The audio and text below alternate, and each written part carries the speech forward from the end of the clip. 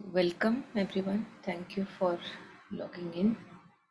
So we'll just take a moment of silence before we read the opening aspiration.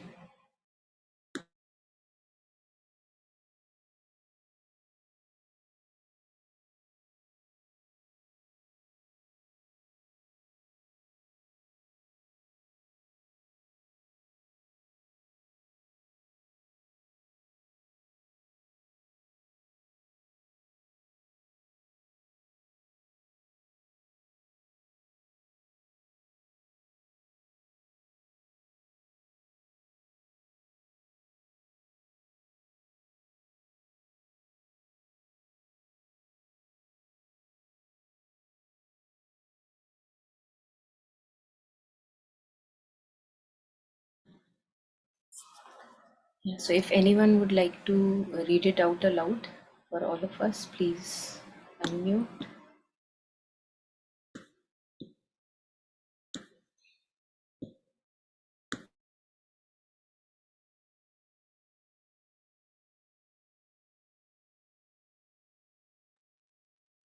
With boundless compassion and wisdom, I will work for the welfare of all. May we be free from hunger and discord and have joy and a world at peace.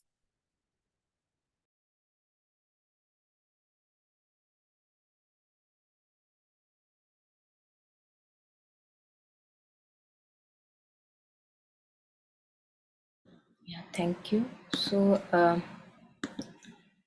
today, before we take up the verse 7, which we have been reflecting upon, I thought I'll just reshare. When we started these sessions, we had requested Jetsunma to send us a message, and Taru had asked me to replay it once in a while so that we maybe revive our motivation and get enthused by her blessings. So I'll just today play that message from Jetsunma.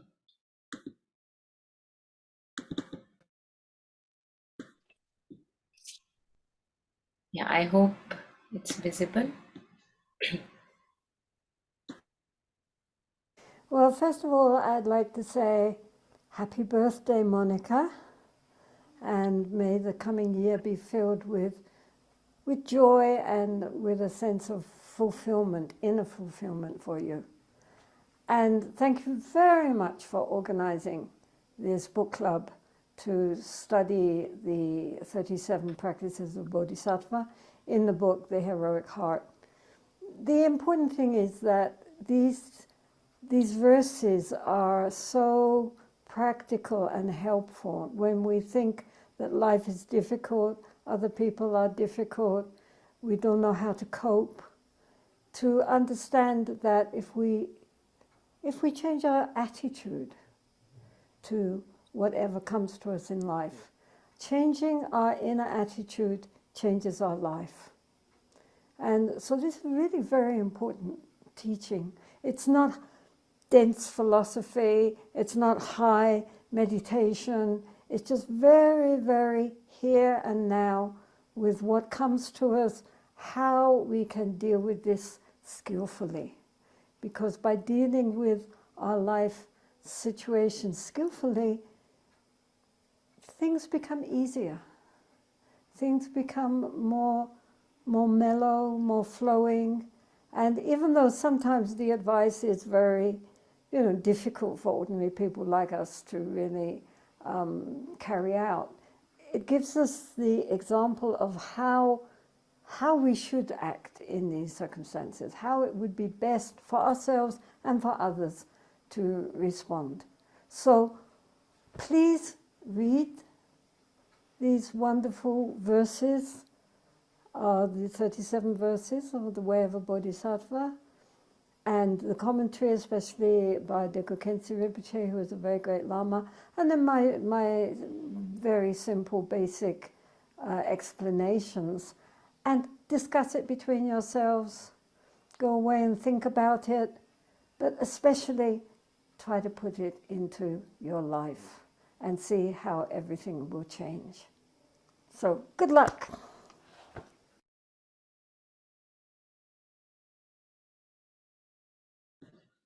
Thank you, Taru, for pushing me to replay. I think that was nice. So this was, I think, last year when we had started these sessions, and by chance it was just like on the day of birthday itself. So that's why the initial wish. Yeah.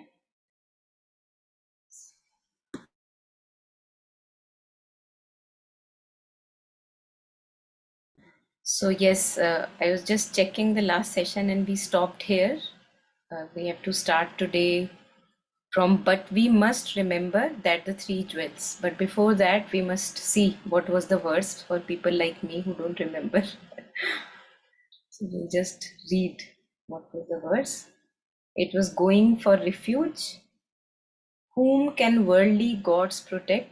Themselves imprisoned in samsara. So last time, if you remember, we had these discussions about deities and all that. To take refuge in the three jewels, who never fail those they protect, is the practice of a bodhisattva. Three jewels: Buddha, Dharma, Sangha. Yeah, so where is it? Yeah, here. But we must remember. So if anyone feels like reading, please read a little, maybe this page, starting from but we must remember.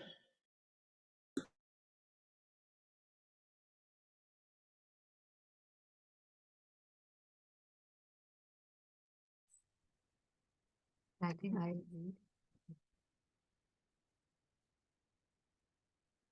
But we must remember that the three jewels are not just to help us pass our exams or to make our sick relations better.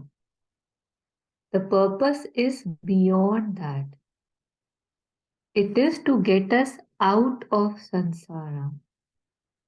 Only beings who are themselves beyond samsara can help us to likewise go beyond. Beings still trapped in samsara cannot do that. As the verse says, whom can worldly gods protect? Themselves imprisoned in samsara. These worldly gods are already imprisoned. They are not free. How can they give us the key to get out when they themselves are still locked inside? To take refuge in the three jewels, who never fail those they protect, is the practice of a bodhisattva. Never fail those they protect doesn't mean that if we are having trouble with our business and we pray to the three jewels, we are going to hit the right market. What it means is that if we sincerely believe in Buddha, Dharma, and Sangha, and we sincerely practice this, refuge won't let us down. Our practice will definitely flourish. Our ability to come closer and closer to a liberated mind will definitely improve. The Dharma, being truth, cannot let us down, but our own practice of it can.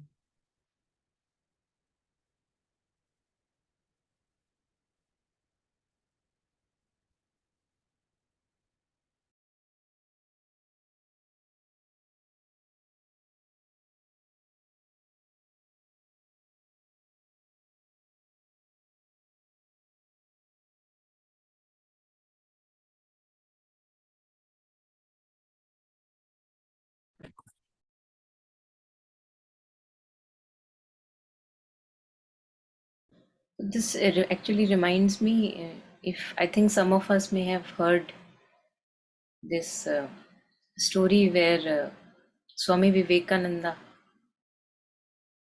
where he wanted, I think things were not really good at his home, mother and sister not in a very good condition.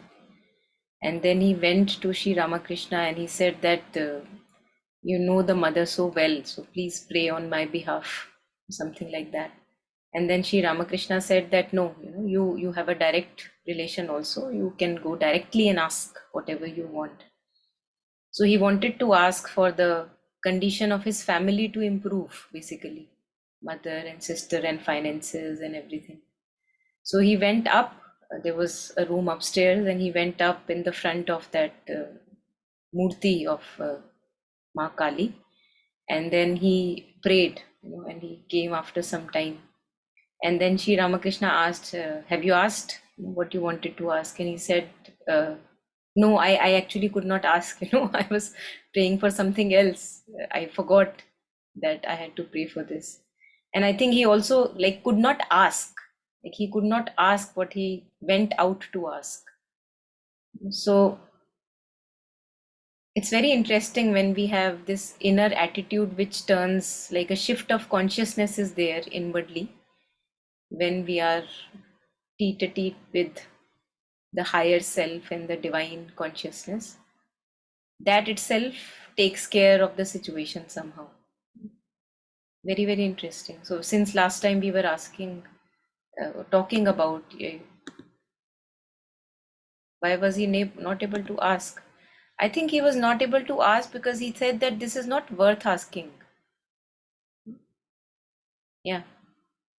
Yeah, so basically, the story that I have heard is because Ramakrishna could meet Kali live. It Hmm. wasn't a statue. So he said, कि आप उनसे मिलते हो, Hmm. so could you ask her for me? So he could actually, there was a Sakshat Darshan, just to add more glamour to the story.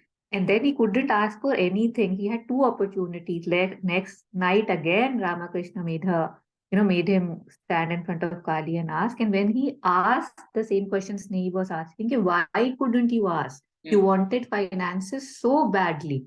I mean, he was in a pretty bad state. So he said he felt like I am standing in front of a king, samrat, like big king, and I'm asking for a mango. Like, how do I ask?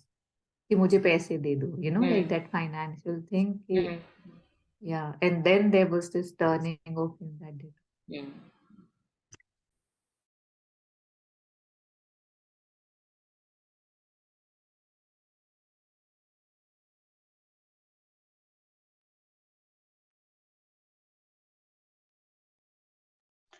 I am just curious, Didi, after this incident, I mean, was there a shift in his life? Like he couldn't ask this, but was there like something else that happened as a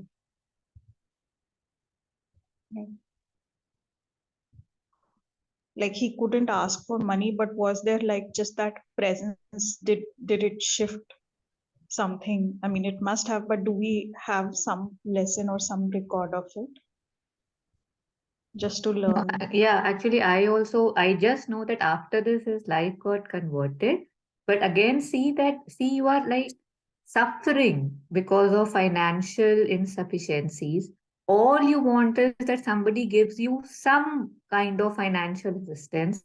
You're asking everybody, and finally, you meet a saint who says, see, ask God.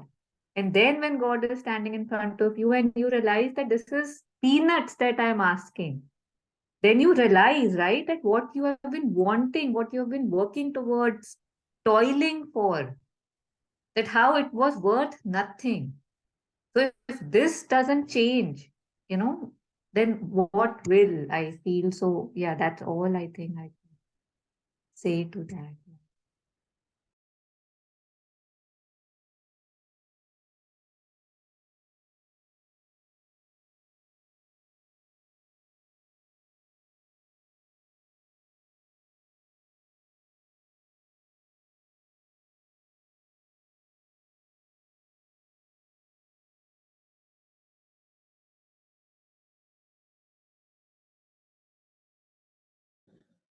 Yeah.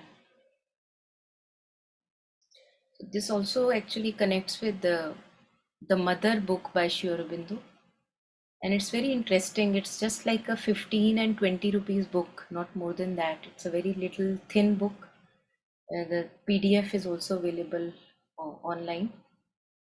And I was wondering, I often wonder that these books which are priceless, and they are enough for one lifetime and maybe more lifetimes. They come like 15-20 rupees, and if we go to buy a shirt or a jeans, 2,000, 5,000, and we pay for that. We pay for that. And these books are coming like, nobody bothers, and they're, if really followed with sincerity, they are really enough. If one book you pick, and it's enough for a lifetime, if one is able to put it into practice. So anyway, coming back to the book, in the Mother book, Sri Aurobindo says that grace of the divine works only in the conditions of truth and light. Because if it were to work in the conditions of caprice and manipulation, it will defeat its purpose. That imagine divine helping you in the business and stock market and all that, it will defeat its purpose. So I just got reminded, because here when here the last paragraph, so never fail those they protect. So grace also, when we talk about divine grace, Mother's grace, we can say the same thing. Mother's grace never fails those she protects. But it doesn't mean that if we are having trouble with our business and we pray to the Mother, for example, then we are going to hit the jackpot. And then if we don't hit the jackpot, we say, oh, why did Mother not help me? So it doesn't work like that. So inside of us, it has to be an atmosphere of truth and light, in that prayer. Only then the grace acts. Grace is anyway acting, because it is taking us more and more towards our true consciousness, either through troubles and difficulties or whatever. But if we consciously want to collaborate with grace, then we have to shift inwardly and ask for the right thing. What Taru was sharing, the story, asking for the right thing, and then grace acts. Then you immediately receive the influence of grace. When inwardly your atmosphere has changed towards light and purity. So patrata ki baat ki jati hai. There was this, again I am reminded of this story. There was this person, he was called Yusuf. It's a true story, some Islamic master. So Yusuf, and he wanted to take initiation from some master. So he went to the forest and he said, would you give me initiation? And he said, yes, I will give you initiation, but you first, what you do is you carry this box and you have to go across a river and deliver it to a friend. Taru, you remember this story? Yeah, you want to go ahead? I may actually mix it up. Go ahead. Okay. If I miss anything, please share. I may. Yeah. So then he takes that box and is resting in the forest below a tree. And then he wonders, just like our monkey mind, what if the box is so light, what should be there? He's wondering. But if it's so light, why would he give it to me? Must be something precious. And then he just keeps it away, like, no, I don't want to open it because the master has given it to me. No, but then the monkey mind again jumps. He can't stop thinking about it. The mind is not in his control. So again, the mind goes back to, क्या फर्क पड़ेगा? देख ही लेता हूँ, हल्का सा तो है, क्या फर्क पड़ेगा? And he opens it, and there is a mouse who comes out, and he runs away. Now he's gone. The mouse has ran off to the forest, and then he's cursing himself and getting frustrated that this little thing my master gave me to take care, and I could not do that. Shame on me, something like that. But then he goes to the other guru who was to be delivered this package, and tells him that I have lost it. And that master also, I think, tells him that, I don't think that you will get initiation like this. Now you just go back to your guru. And then he goes back, and the guru tells that I can't give you initiation because, see, you can't even take care of this little thing that I gave you. How do you think you will be able to take care of the truth I give you? The light, the real true knowledge I give you. So first you train your mind, and then you come back once you have done it for initiation. So it is said that he took his own time and trained himself, and then he went back after mastering his mind, and he took the initiation, and he became one of the famous prophets in Islam. I don't know who, but yeah, that's how I remember. Anything, Taru? Yeah, that was it. Yeah. It's told by the mother, this story. It's called Yusuf and the Mouse.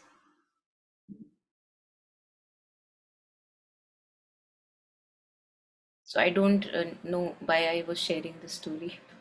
Yeah, I think maybe about Patrata. I wanted to share about Patrata. Yeah, that if we don't have the Patrata, so when we are asking for grace, to help us, that Patrata has to be there. The container should be relatively ready for truth and light. Relatively. We all have imperfections and darknesses, but it's not that I'm asking for my darkness. Then grace is not, we can't expect the grace to act. Anything here?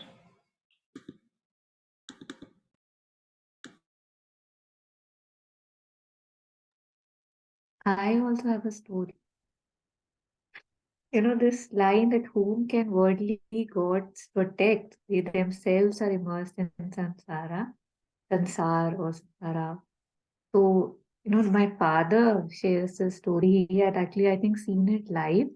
So, and I must have shared it before. So, in Rishikesh or Haridwar, there's an ashram in which one of the gurus lived, one of a realized person, and he had a good ashram. Like it was big, and people were staying there.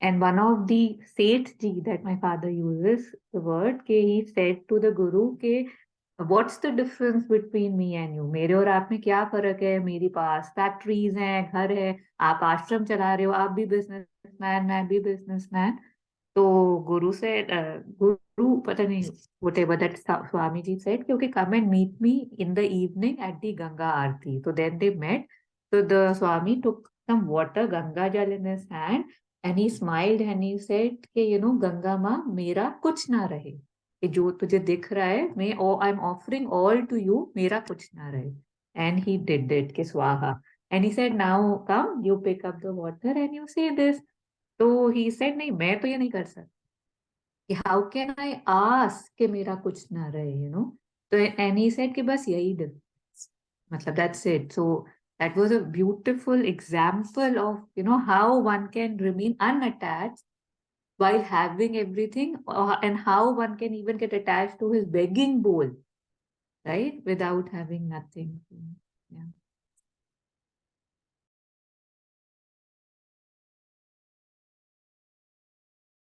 Yeah, thank you. Yes, I remember that one.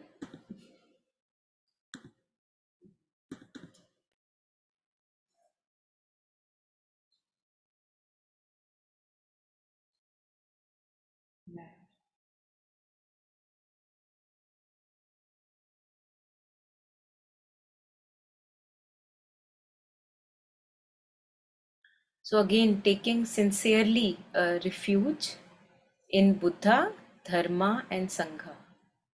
Not, and that means when I'm undergoing a process which is challenging, a difficult cloud-like situation is there, then I have to be careful that I don't defend my own lower kind of behavior. That I don't defend my patterns. Rather than I ask the divine that show me the way. I don't know the way, show me the way. And we are shown the way. I think all of us may have instances where if there is a true aspiration that enough of all this and I really want to now go forward to light, we are all shown the way. Our lives are supervised in a very minute manner, each one of us. But if only there is a true aspiration. Yeah.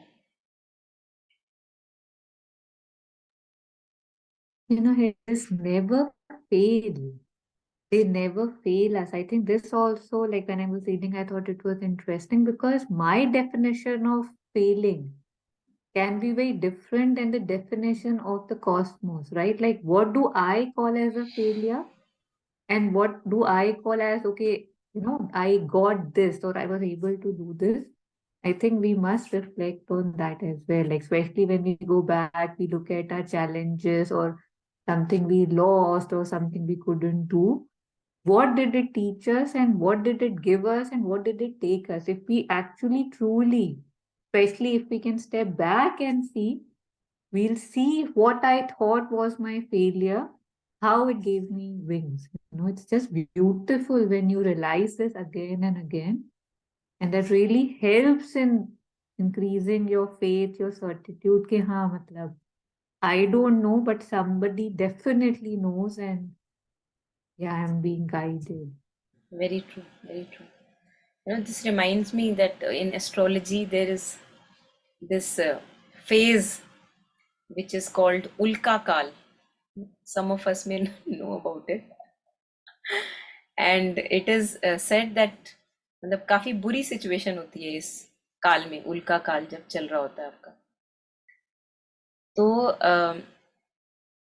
my personal experience going through this ulka kal for a couple of years has been that, first of all, the mind is very entangled in thoughts and feelings.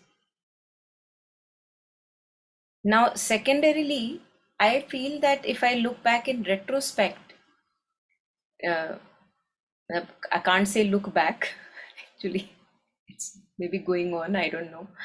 But I see that it has been the most exponential years of my, I can say, growth in consciousness, because so much of suffering, so much of turmoil that I went through those couple of years. But as you were sharing, that if I look back at that, then it just made me more sincere and true in my aspiration within. जो अपने अंदर की जो चालाकियां होती हैं, वो धीरे धीरे ऐसा लगा कि वो छोड़ने का मौका मिल रहा है इतनी सफरिंग के कारण. So actually, matlab, what you were talking about, that failure, what does it mean? Because if we look back at what Sri Aurobindo and Mother talk about, what is the purpose of us being human? The only purpose is growth of consciousness, union towards the divine. है ना. और जो आप कह रहे थे, मतलब अगर हम देखें तो all the difficult situations, no matter how much we have cried then, no matter how much we have complained that why are you so cruel, why are you doing this to me, we often say to God. But if we have truly used that situation for a growth, then we will actually be grateful that thank you, that situation came. And otherwise I would have never known my manipulations and how so much darkness was there inside me, defending my own patterns and being really too much, maybe desires also, this ulka kal, too much desires, too much mind entangled in thoughts and feelings and emotions. So if an exponential growth comes in the sense that it helps you detach from all that mesh in which you were entangled, I think one cannot say that if it comes again, I would not go through it again. One would say, yes, I'm ready. If it comes again, I can go through it again because I know that it has a purpose. So if there is a true, sincere aspiration towards growth, then those outer failures, what you were talking of, actually they are not failures at all. They can be really true successes, deeper successes. Yeah. And I think if each one of us begins sharing today, how our most difficult situations have made us ripen more, mature more, no matter how much we have cried, we will know that it's true. And when chiseling takes place, shaping takes place, the being cries out, even if when the sculptor is making something out of a rock, he had to pierce out stuff which is unnecessary. And if the rock is alive, then it can actually scream out in pain. So when divine does this, chiseling and shaping, it does hurt. And it hurts because those things which are taken off from us, we have lived as if it is my own flesh. No, I don't see it as something extraneous. It doesn't belong to me. I see it as myself. So when that part is taken away, it hurts. And we all have to go through that hurt so that we can be shaped. Yeah. There is a quote by Rumi where he says, how would you be polished if at every rub you are maybe screaming? I don't remember it fully. Yeah. If you can't tolerate even one rub, how would you get polished? Something like that. Yeah. Yeah. Anything else here? Anyone?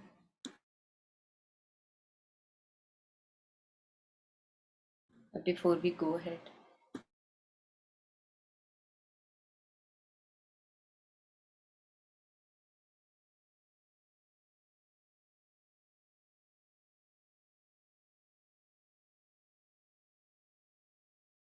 So we will go ahead. Okay. Yeah. So if anyone would like to read, please read the first two paragraphs here on this page.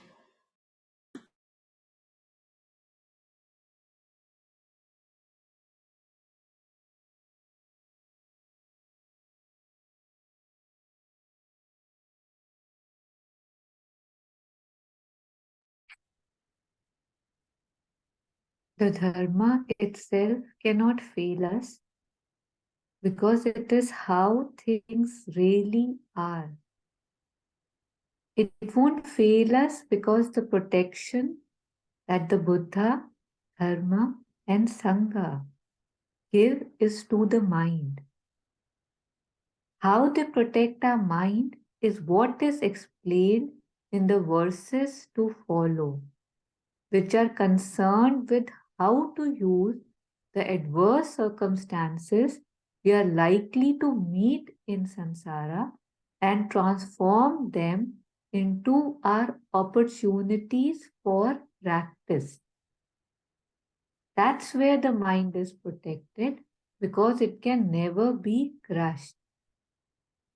Because we have the methods by which we can always surmount, transcend, and transform the difficulties we meet. This is one way that the three jewels are a protection for our own mind. If we sincerely practice from our heart, we will be able to cope with even the most awful thing that could happen in us. In fact, it might be the opening that we have all been looking for. The Buddha himself is not going to appear waving a sword to defeat all our enemies. But if we ourselves transform our mind from within, we won't have any enemy. And in that way, we will be protected.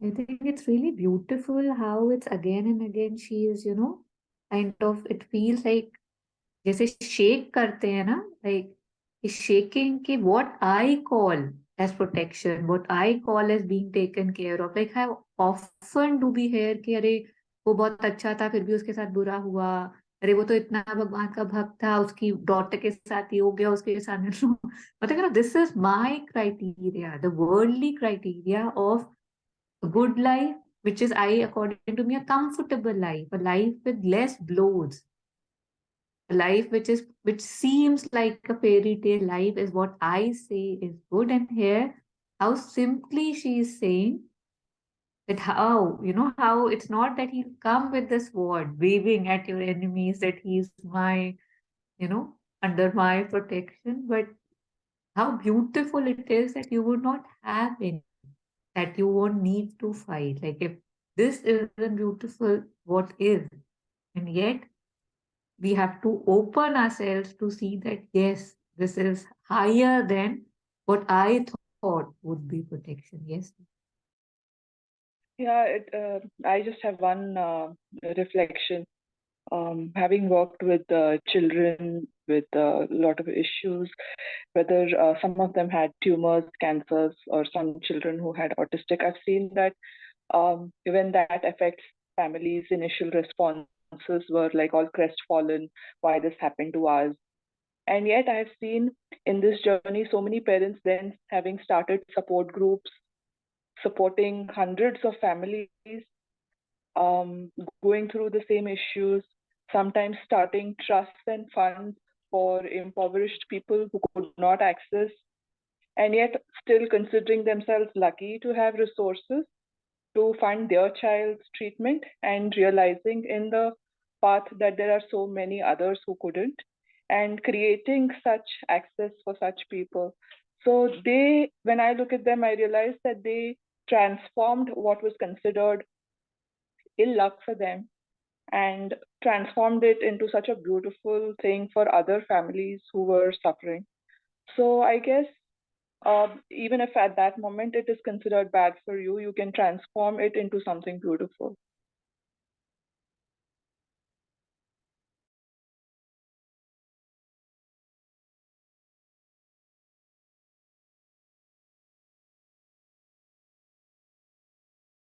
Yeah, thank you. Yes. In Savitri, there is a line which I want to bring up. Just a second.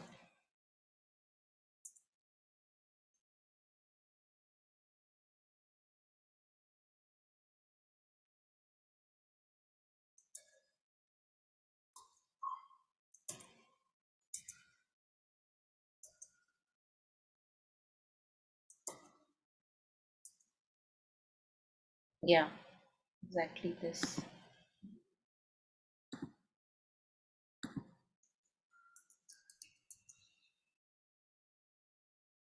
Okay. See this one.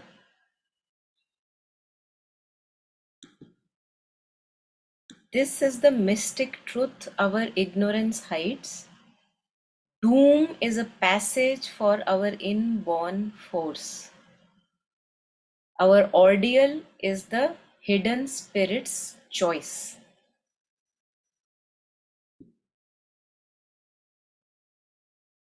And this word, ananke, means, I was just checking it, it means something like it's considered to be the most powerful dictator of fate and circumstance. So Ananke is our being's own decree. There is no outer God who is sitting and deciding for us. Our own soul consciousness has chosen that this is the difficulty I am going to face, so that the spirit rises in this and that way. See, read these words. This is for all of us. Doom is a passage for our inborn force. So there is no point running away from doom. Our ordeal is the hidden spirit's choice.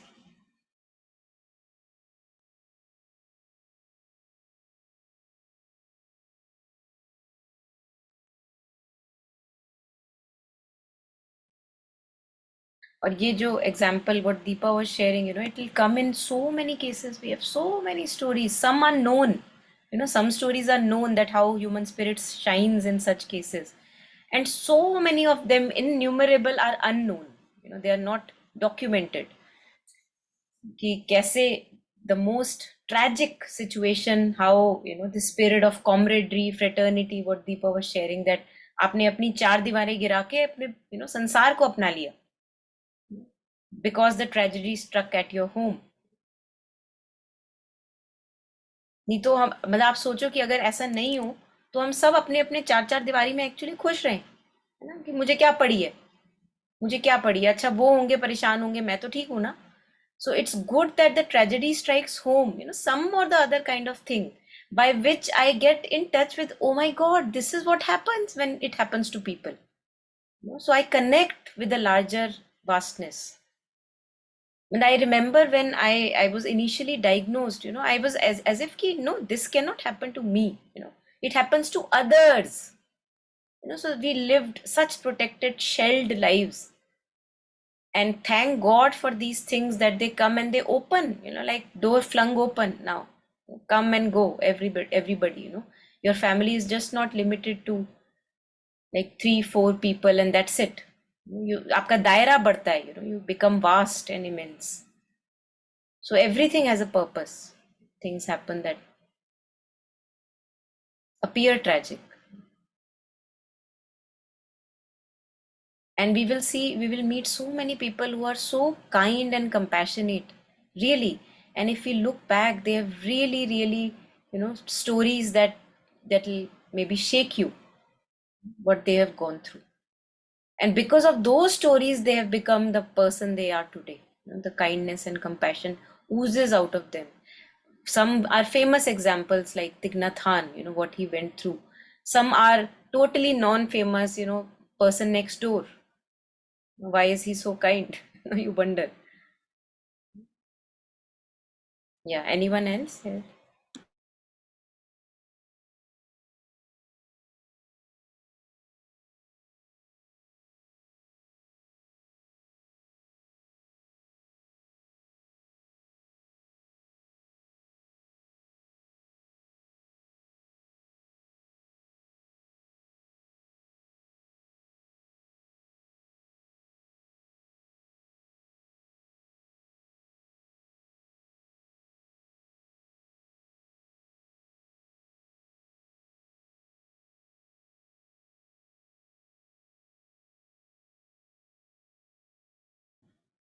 Yeah.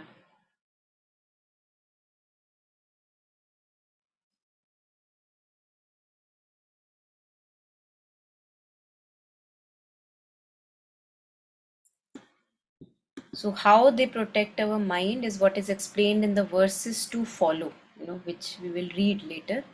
That how do they, the three jewels, Buddha, Dharma, Sangha, how do they protect us? In what way that the protection is there? So that will be there in the verses to follow, which are concerned with how to use the adverse circumstances we are likely to meet in samsara and transform them into opportunities for our practice. So it's like, you have all these rotten peels of all the vegetables and everything, and now you have as if learned the technique to turn into a golden compost. And once you know that, then the garbage is not a garbage, it is a raw material.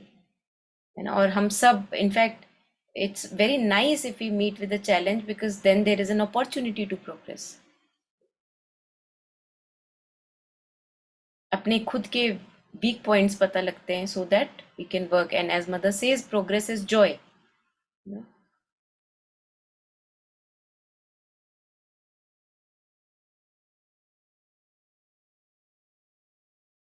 Yeah, because we have the methods by which we can always surmount, transcend, and transform the difficulties we meet.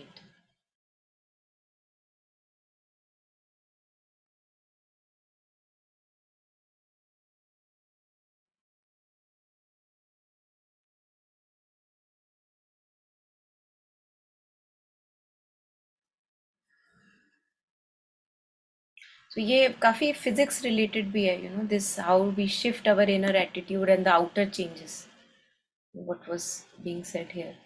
So it's going to the deepest core of our being, even the physical matter, physics, atoms, and further lower neutron, protons. If we go there, electrons, we will see that it actually tells us that it is not that outwardly something is there. It depends on who is looking, and the outward result will change. In science, we now know that experiments uh, will have varied results if done with different people, and in different contexts. So it depends who is looking, and that's why they say it's very hard to make a non-biased experiment, because the person is looking. You are recording things, you are observing things, and the very fact that you are observing things and recording things makes it a bias, क्योंकि हमें पता भी नहीं होता we all have our biases, और उसके through हम देख रहे हैं. So it's even well documented, scientifically well documented. So I think it's high time that we put it into practice, that we begin to totally take the responsibility of our life in our hands. First, personal effort is very important. We can't just say that, oh, I have surrendered and rest is on the divine. That passive surrender won't do. We'll just be more miserable there. So active surrender is that I take the responsibility of my life in my hands. That if I have created my misery, then I know that बार बार दूसरे लोगों पे जाना कि अच्छा उसकी वजह से मेरे साथ ऐसा हुआ, उस अगर वो ठीक होता तो मेरे साथ ऐसा, by this we disempower ourselves. The more we take it on ourselves that okay, let me see where I can improve here, you know, it empowers us, it shifts our inner consciousness and serves the purpose of human life. That's why we are here.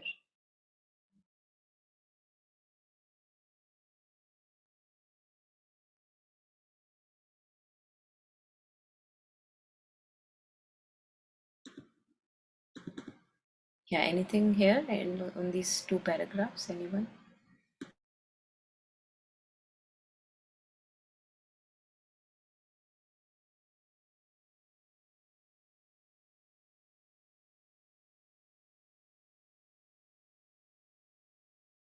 वैसे हम किसी ने भी थोड़ी सी भी progress की हो अपनी लाइफ में तो हमें पता है कि कुछ बातें जो हमको बड़ी दुखी कर जाती थी, है ना, with practice, with effort, with sincere aspiration, we see that that they begin to trouble us lesser and lesser. We're not just swayed like a puppet with those instances now.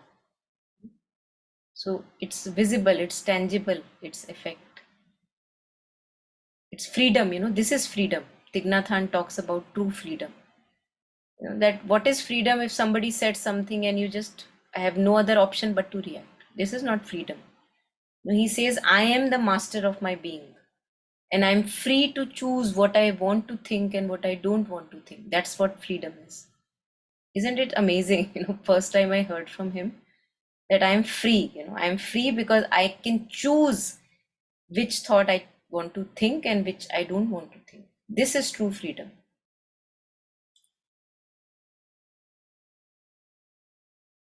What I want to feel, which mood I want to follow, and which mood I don't want to follow.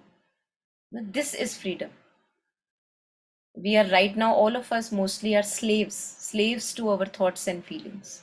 कोई control ही नहीं है. अच्छा उसने कह दिया तो आपका mood पक्का खराब होना ही होना है. And imagine if with practice you are in a stepped back stance and you don't now see your moods and things as your own, you know, they are just outsiders. What freedom, what freedom.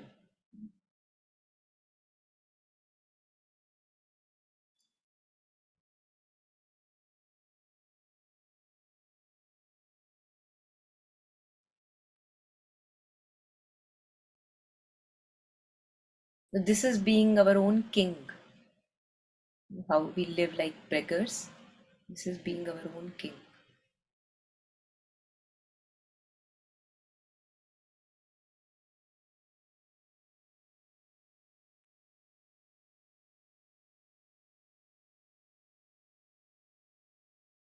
Yeah, so attitude, you know, mother has said so much on right attitude. If we want to search, we incarnate word, if we search right attitude, you know, we'll get so many results where she talks about it. And she says right attitude is all that is, you know, at once she says that. Once you have the right spirit, right attitude, then as Jetsunma was sharing in the video, you know, that she recorded, that it's like it's mellow, it's soft journey. You know, if we don't create our own misery for ourselves.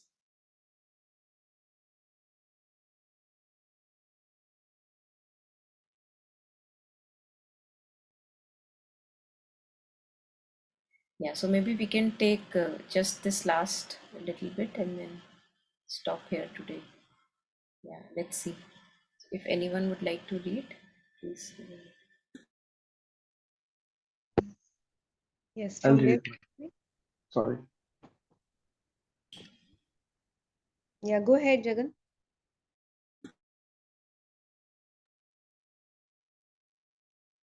So starting from the foundation. Yes.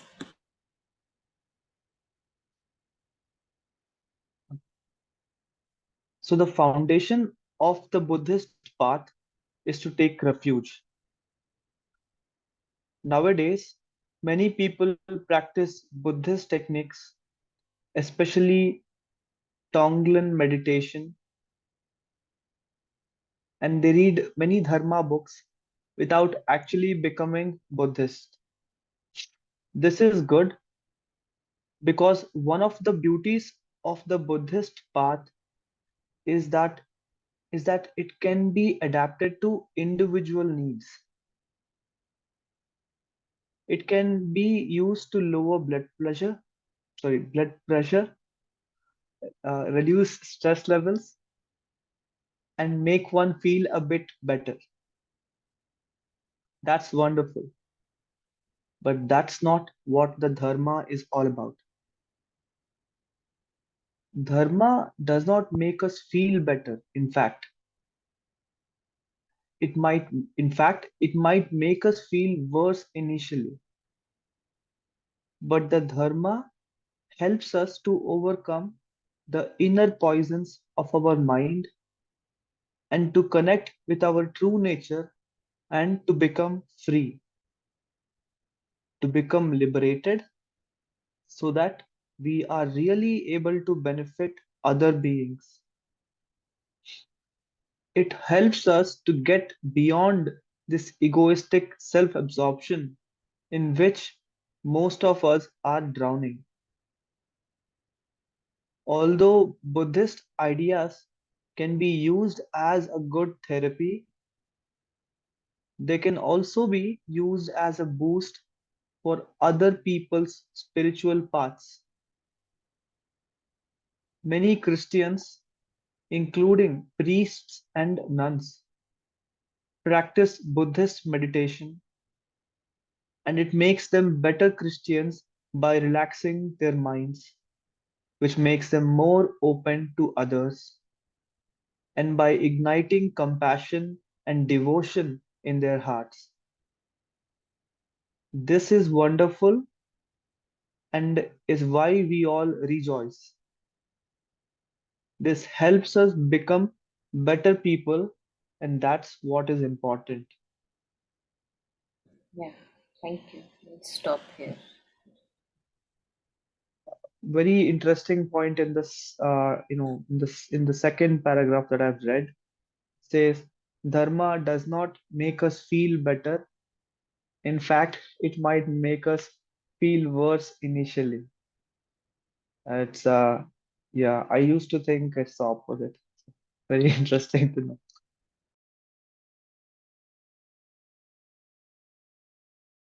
Yeah, have you wondered actually why it would make us feel worse initially, Jagan? Yes, like now I'm able to sort of understand that, it contradicts all the regular thoughts, all the laziness, all the, all the drama, to put it simply. It does not take drama, if I'm not wrong. And that's where I think it feels better initially to go to walk this path. But yeah, okay. Yeah. Chetna, you want to add on something? You're not, yeah, yeah. Please go ahead. We can't hear you if you're speaking. I don't know if you're speaking. No, I'm just listening. No. Acha. Okay.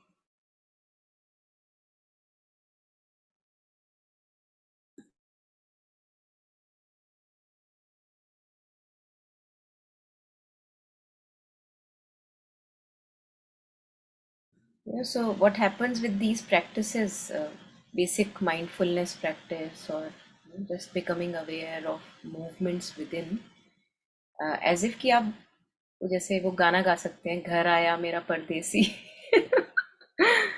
So you come back home, and when you come back home, you see that, oh my God, it's like really in a bad condition. All the garbage that you thought was outside your home is inside. और वो पहले इसलिए नहीं पता था क्योंकि घर पे कोई था ही नहीं देखने के लिए. The person was lost in thoughts and feelings. But when we begin to basically, basic practices जो हैं mindfulness की, becoming, bringing the mind to breath, which brings the mind home in the body, and you become aware of what all ripples are within you, ripples of jealousy, ill will, bad will, bad thoughts about other people, about your own self, lots of judgments, criticism. So actually, one part of that feeling bad in the beginning, maybe that we begin to see that, oh my God, we are so corrupted. And we didn't know that we are so corrupted. बुरा जो देखन मैं चला, बुरा न मिलिया कोई, जो मन खोजा अपना, मुझसे बुरा न कोई. So, and it only happens when we begin to come back home. Otherwise, we can have very good images about ourselves and blindly believe in them. But then we realize that we are the terrorists, we are the criminals, we are the sinners. Everything is found within us. So in the beginning, it's like a bitter cup. But later on, as we progress, it becomes sweeter and sweeter.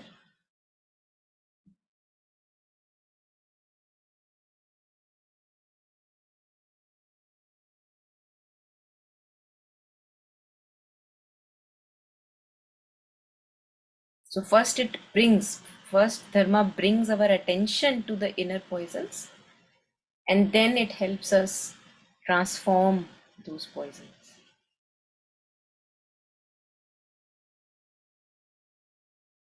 So dharma does not make us feel better. In fact, it might make us feel worse initially, but the dharma helps us to overcome the inner poisons of our mind and to connect with our true nature and to become free.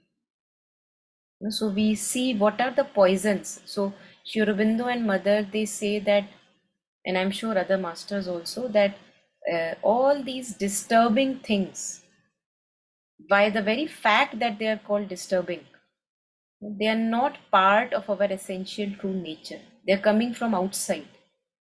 So whenever we see jealousy in us, ambition, greed, lust, all these things which disturb, they are not very happy things, ill will. So we have to see that these are all just like collective, like they are just hanging around there. And each one of us is like a sponge. Anyone can pick it up. So there is nothing personal like, oh, I am so jealous, oh, I am so full of ill will. We can't take it too personally, because then we realize that because we never had any boundary, we never took care of this palace that we have, it all just kept coming in, and we thought it's me, my desire, my jealousy, my ambition. So Sri Aurobindo says that the more we grow in this consciousness, we see them as outsiders, as spirit's enemies, he says. So spirit is my true nature, my true essence.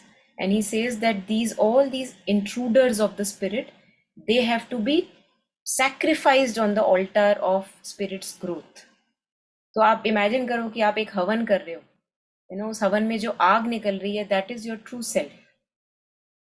The more you put these sacrifices of all this darkness that is residing in us, the more that flame grows, and the flame is your true consciousness. And the more I take the side of these patterns, the more I reduce that flame, which is my true consciousness.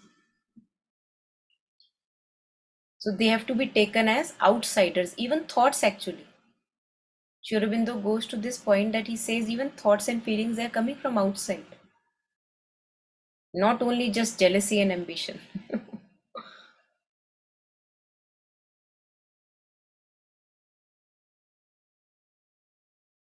तो अभी तो हमें पता ही नहीं है कि हम हैं कौन. Really, we don't know who we are.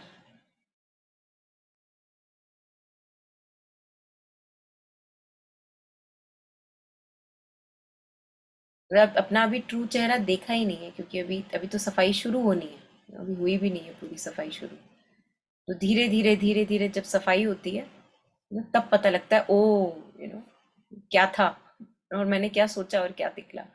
There is one little children's story I am reminded of just suddenly. There is a story of Harry the dirty dog. Have you heard it, Taru? So there is this dog, Harry, a white dog with black patches. And he's always not wanting to take a bath.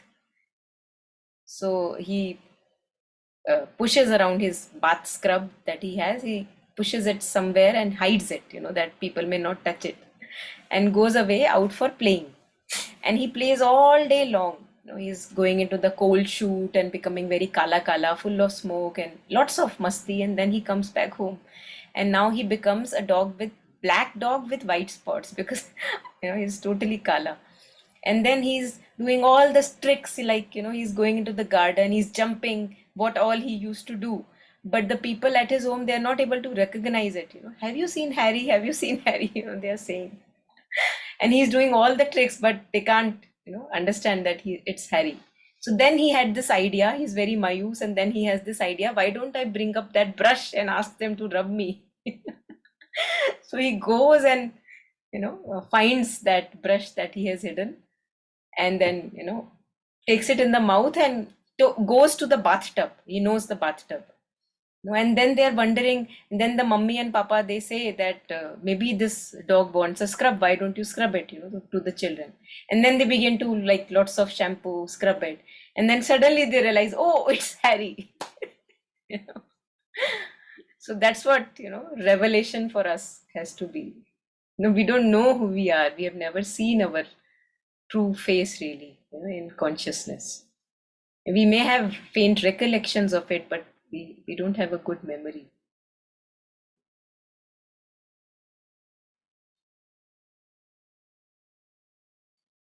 Yeah, so anything on these two paragraphs, anyone?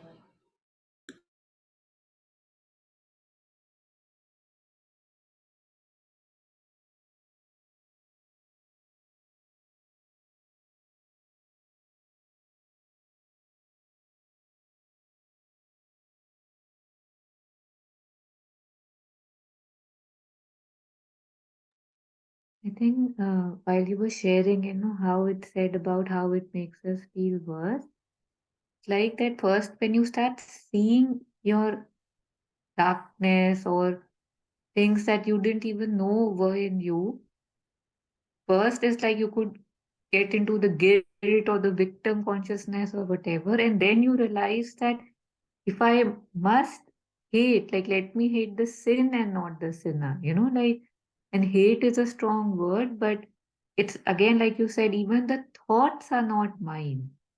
And it has happened, to me several times that I'm doing something, suddenly I feel something which I don't usually.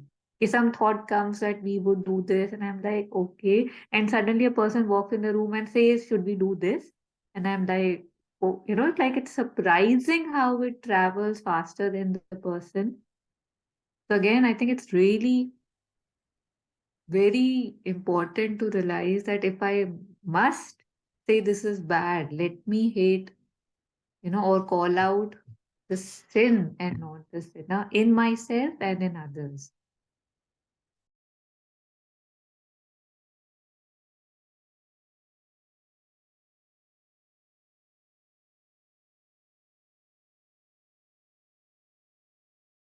Yeah. This last part here, many Christians, including priests and nuns, practice Buddhist meditation, because Buddhist meditation, so far that we know, works with the mind. It trains the mind, it tames the mind. So Thomas Merton was a very famous mystic, Christian mystic actually, very famous. You will find lots of him on Google, his writings and maybe a couple of videos and audios, actually his talks, where you see that how he beautifully blended Christian mysticism with Buddhism, one of its kinds. So what was shared here, that many Christians practice Buddhist meditation, and it makes them better Christians by relaxing their minds, which makes them more open to others, and by igniting compassion and devotion in their hearts.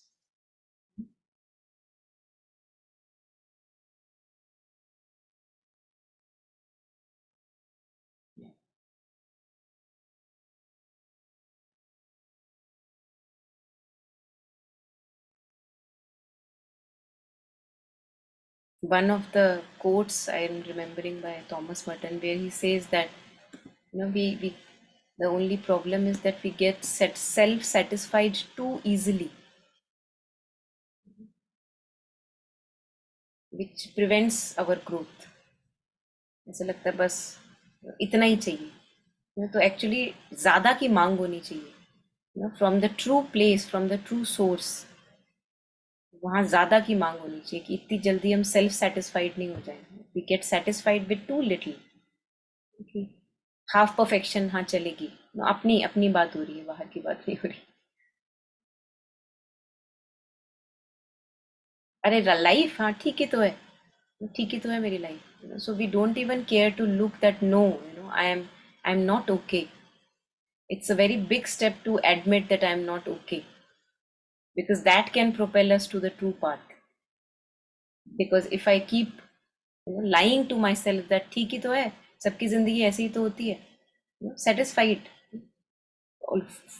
fooling myself that I'm satisfied, तो वहां पे फिर वो seeking भी possible नहीं है। So in the beginning that seeking is very very important before we find actually a true contentment in the divine. How will we begin the path if I am not seeking? मैं बोलूंगी कि मेरे को तो प्यास ही नहीं है, कोई कह रहा है कि नहीं वहां पे तो पूरा तालाब फ्रेश वाटर से भरा पड़ा है, जा पी ले, मैं बोलूंगी मुझे प्यास ही नहीं है, जिसको पीना है जाके पिए। तो पानी पड़ा होगा बट मेरे लिए नहीं है वो पानी, doesn't matter to me. So first we have to acknowledge, because the kind of mediocre lives that we begin to live, it's like a shame actually on us. We are not made for these mediocre lives that we live. No. Settle हो जाओ और बस एक घर ले लो और एक आध बच्चा, that's it. Mediocre lives. We are not made for these. And that's why we can never really find true contentment in these. Have you ever wondered, nobody really found contentment by just getting married and having children, and nobody. Ask anyone. उस ऊपर ऊपर से starting से एक honeymoon period लगता है where you feel like, oh, everything is hunky dory, but very soon it fades. It turns bitter at times, because all of us are not made for these settled lives that we begin to live. We are not made for them. We are made to actually take risks. All of us are adventurers, as Mother says. So when we stop that adventurous spirit in us, we really suffocate, stagnate ourselves. We must not do that.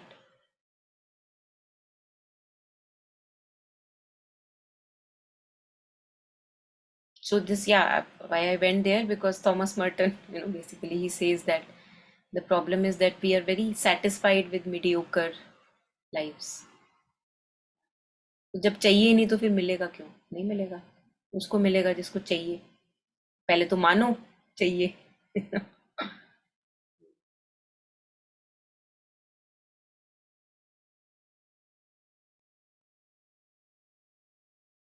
और फिर होता क्या है कि जब फिर situations ऐसी आती है ना, ट्रेजिक सिचुएशंस जिसको हम कहते हैं, तो उसमें इतना ज्यादा टर्मोइल होता है कि फिर एक्चुअली में हमें मांगना पड़ता है, क्योंकि फिर चैन नहीं आता। क्योंकि वैसे इन जनरल जब लाइफ ठीक ठीक ठीक ठीक ठीक ठीक चल रही है ना, तब हमको चाहिए नहीं होता, तब हमारी सीकिंग डेवलप नहीं होती। तो फिर सिचुएशन ऐसी पड़ती है सिर पे, और जो कि हम खुद क्रिएट करते हैं, because we know deeply what we have come here for, we deeply know all of us. So we create such a situation कि भाई अब इस सिचुएशन में तो मांगना ही पड़ेगा। Like I was sharing that उल्का काल, मतलब इतनी ट्रबल कि भैया इससे गुजारा, मतलब इससे छुटकारा दिला दो, बस मुझे नहीं पता। मत दो डिजायर वाली चीज, कुछ नहीं चाहिए। बस इस फ्लोर से आगे ले जाओ, इस फ्लोर पे मुझे नहीं लेना। अब आगे वाले फ्लोर के बारे में पहले तो पता ही नहीं था कि अब आगे भी कोई फ्लोर होता है जहां पे रह जा सकता है ना। सो सीकिंग तब डेवलप होती है जब पिछवाड़े में आग लग जाती है, उस फ्लोर पे रहना आपका मुश्किल हो गया, अब आप नहीं जी पा रहे उस फ्लोर पे, है ना। So all these tragic situations, difficult, suffocating, stagnating situations, they come as that, rocket के पीछे वो जो प्रोपल्शन लगती है ना, उसके बट्स में आग लगती है जब, तो वो आगे जाता है कि अब जाएगा स्पेस में, तो वो हमारी हालत है। जब तक पीछे आग नहीं लगती तो हम आगे जाते नहीं है। डॉग्स टेल, मतलब मैं ये नहीं चाह रही कि सबके पीछे आग लगे, बट यूजुअली ऐसा होता है कि जब लगती है तभी हम आगे बढ़ते हैं, अदरवाइज हम आगे बढ़ते नहीं।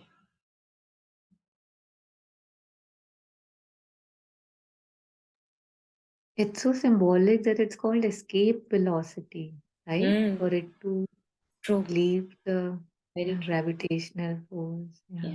Yeah. Very true. Yeah. Any last comments? Anyone?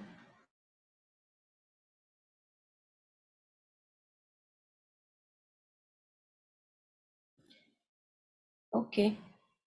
Then maybe we can end here today, and maybe practice all that we have studied today. Maybe try to practice shifting, changing our inner attitudes, taking the responsibility for our own lives.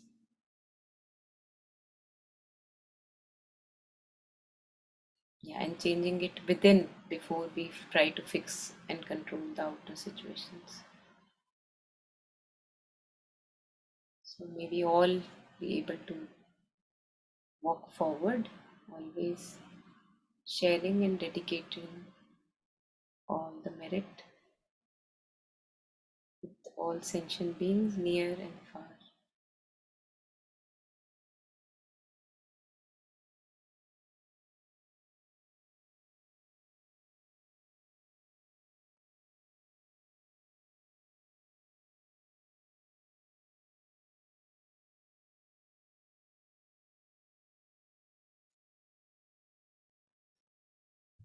Thank you, everyone.